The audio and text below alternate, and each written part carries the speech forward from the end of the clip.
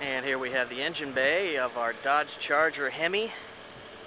This is a numbered edition Hemi, which you can see in the pictures. I've taken pictures of the number, so limited edition Hemi, as you can see.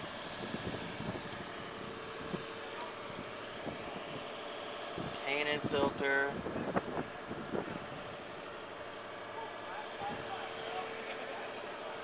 And let's get it started up.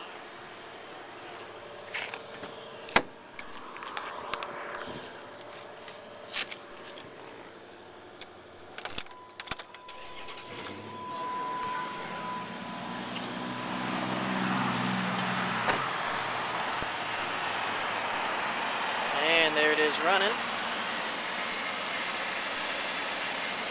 No ticks or pings or leaks, exhaust leaks or anything like that.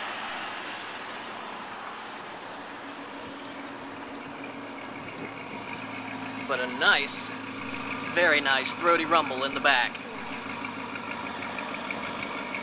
And that's our Charger engine.